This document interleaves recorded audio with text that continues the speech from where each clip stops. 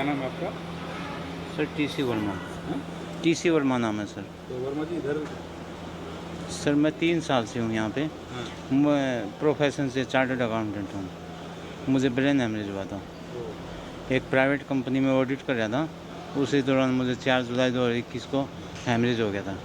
ऐसे में अक्सर ऐसा ही होता है, परिवार ने साथ नहीं दिया सर। जो कंपनी से कंपनसेशन एमए मिला था वो रख लिया और मुझे यहाँ ड्रॉप कर दिया था। उसके बाद ब्रेन के 6 ऑपरेशन हो चुके हैं सर, और काफ़ी हद तक ठीक हूँ। ठीक है। जब बहुत बुरा हाल था, बोल भी नहीं पाता था और इनसेंसेशन में था, टोटली बोल नहीं पाता, पहचान नहीं पाता लोगों को। लेकिन इन लोगों की मेहनत से, ख़ास तौर पे थेरेपिस्ट जो हैं उन्होंने काफ़ी मेहनत की है मेरे ऊपर, और इस लायक हूँ कि अब कुर्सी पे तो घूम ही लेता हूँ। पहले बिल्कुल बेड पे था, आवाज़ पूरी वापस है सर, मेमोरी भी पूरी एग्जैक्ट है। देखो इसके रिगार्डिंग जैसे हम एक बुक लिख रहे हैं, 4-5 यूट्यूब चैनल है मेरा, तो उसके रिगार्डिंग हम पिछले 3 साल से एक बुक लिख रहे हैं। 3 साल से, मजाक नहीं है, बहुत ज़्यादा उसमें डिटेल इन्फॉर्मेशन डालेंगे, पूरा रिसर्च वगैरह सब कुछ टैग करेंगे। उसमें हम एक चैप्टर लिख रहे हैं, पता है उसमें क्या नाम है उस चैप्टर का? Pension concept. अब मेरा बुक है भाई, अजीब अजीब नाम रखेंगे ही हम। पेंशन कॉन्सेप्ट क्या है? ये पेंशन कॉन्सेप्ट पहले हम वो तुमको समझा देना चाहते हैं, ताकि ये सब चीज़ का केस अगर तुम देखता है तो तुम इतना शॉक्ड मत हो कि अरे पत्नी छोड़ दी, अरे बाप रे। नो, रियलिटी है भाई, पूरा दुनिया का रियलिटी है। चलो तुमको दिखाते हैं कुछ। देखो पेंशन कॉन्सेप्ट पहले हम समझा देते हैं। इसके रिगार्डिंग हमको नहीं लगता है कि कोई भी डेटा बना होगा, क्योंकि इंडिया बहुत पीछे है डेटा बनाने में, सर्वे करने में, कोई तरह का एक एक्सपेरिमेंट करने में। पता नहीं लोग किस चीज़ में बिजी रहता है, क्योंकि ये सब डेटा जो भी हम तुमको बताने वाले हैं यूरोप से आया है या फिर अमेरिका से आया है। यही 2 प्राइमरी सोर्स से आ रहा है और कहीं से हमको डेटा नहीं मिल रहा है। ख़ास करके इधर एशिया में पता नहीं, सब के रिगार्डिंग डेटा कोई बनाता ही नहीं है। चलो छोड़ो, डेटा में क्या है वो हम बताते हैं। लेट्स सपोज़ कि 80 एज है, ठीक है, मेल का, और ए भी मेल है, 80 एज है, ठीक है। जो इसका जो लाइफ का जो क्या बोल सकते हैं उसको, हैप्पीनेस इंडेक्स और क्वालिटी ऑफ लाइफ, कुछ भी बोलो अपने हिसाब से। अगर इसका जैसे कि हम पहले इसमें डाल देते हैं कि इसका जो इसको पेंशन मिलता है, ठीक है, और पेंशन का जो इसमें कॉन्सेप्ट है ना वो ये है कि 2 टाइप का होता है ना। जैसे कि एक टाइप होता है जैसे कि एक ही बार में पूरा मिल गया, ठीक है, अब आगे नहीं मिलेगा, होता है कुछ कुछ। तो हम हाइपोथेटिकल है इसमें, तो थोड़ा समझने के लिए हम कॉन्सेप्ट थोड़ा बहुत चेंज भी करेंगे, समझने का कोशिश करो। और ये जो बंदा है इसको नो पेंशन,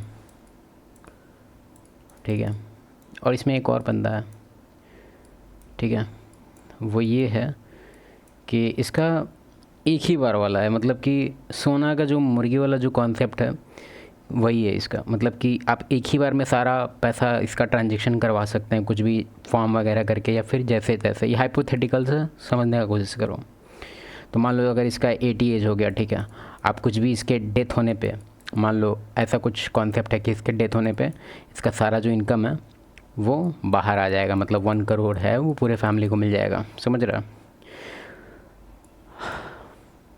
सबसे पहले कौन मरेगा पता है? ये मरेगा। और इसका जो क्वालिटी ऑफ लाइफ होगा ये भी उतना अच्छा नहीं होगा, मतलब मिड लेवल का होगा, पूरा लो नहीं होगा। और नो पेंशन, इसका जो क्वालिटी ऑफ लाइफ होगा ये सबसे ख़राब होगा। सबसे जल्दी कौन मरेगा? यही मरेगा, नहीं ये मरेगा, उसके बाद ये, इसका टिकट कटेगा सेकंड नंबर पे।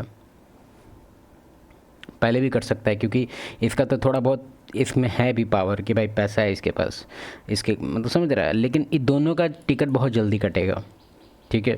लेकिन अगर इसके कॉन्सेप्ट में ये बात है कि ये बंदा जो इनकम इसका जो जनरेट हो रहा है इसके एज पे है कि जितना साल तक ही जिएगा उतना पैसा इसको मिलते रहेगा महीना बाय महीना। लेकिन अगर ये मर गया तो 1 घंटा रुपया नहीं मिलेगा, समझ रहा है।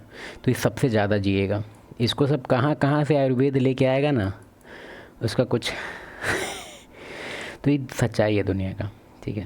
तुम कितना भी बकैती पे लो कि मेरी दादाजी की शायद ऐसा नहीं है, मुँह बंद रख, मेरी डी पछड़ी का। बस ये एक हाथ पैर पैरालाइज है अभी, वैसे मेंटली बिल्कुल फिट हूँ सर। तो परिवार आपका? परिवार में सर वाइफ हैं, 2 बच्चे हैं। तो वहाँ उनके साथ नहीं रहते हैं? उन्हीं ने ड्रॉप किया सर, वाइफ छोड़ के गई थी मुझे। अच्छा। धोखे से छोड़ के गई थी, मुझे पता ही नहीं था सर। ओह!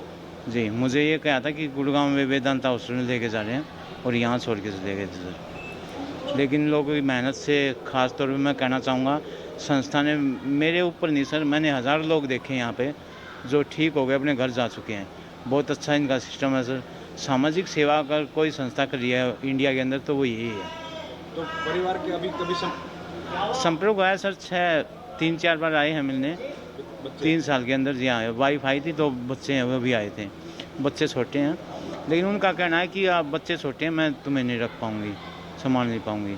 जब मैं होश में आया तो मिलने आई थी, सर को, इनको पता है सबको। 2 बार आई है 3 साल में, लेकिन उसका जवाब ऐसा था, फिर मैंने कॉन्टैक्ट करने की कोशिश ही नहीं की सर। आप कहाँ के रहने वाले किधर के? बहादुरगढ़ सर, बहादुरगढ़ में। अपने आप का ख्याल रखो। और इसका हमको बात सुन के बहुत ख़राब लगा जब ये बोला कि इसके फैमिली में बस इसकी वाइफ है और 2 बच्चे हैं। बाकी मेंबर कहाँ हैं? मदर फादर कहाँ? मे बी वो नहीं होंगे। क्या अकेला भाई है क्या? मतलब इस लेवल का ये लोग डिवाइड एंड रूल हो गया है ना, आपस में लोग इतना डिवाइड हो गया है कि मतलब इसका कोई नहीं है, इसका दोस्त भी नहीं है। पता नहीं दोस्त है कि नहीं।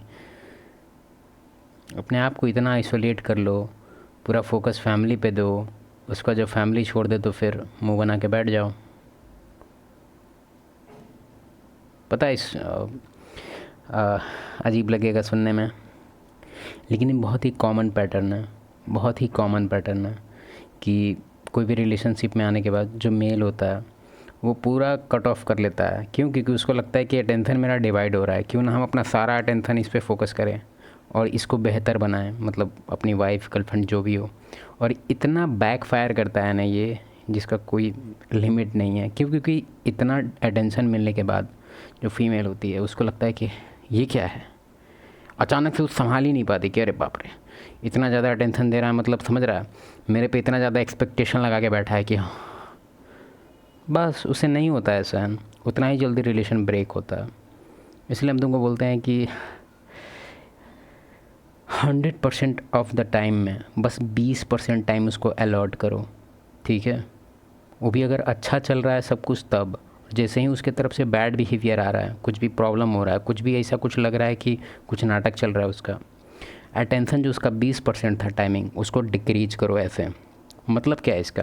तुम्हारा मीटर होना चाहिए उसके हिसाब से। गुड बिहेवियर होगा तो तुम टाइम बढ़ा दो, फिर से 15 पे था तो उसको 20% फिर से अलॉट कर दो। लेकिन जैसे ही बैड बिहेवियर आ रहा है उसका, कुछ भी नाटक, कुछ भी अननेसेसरी अगर केओटिक माहौल चल रहा है, उतना ही टाइम कम करते जाओ, कम करते जाओ, कम करते जाओ। Don't reward bad behaviour.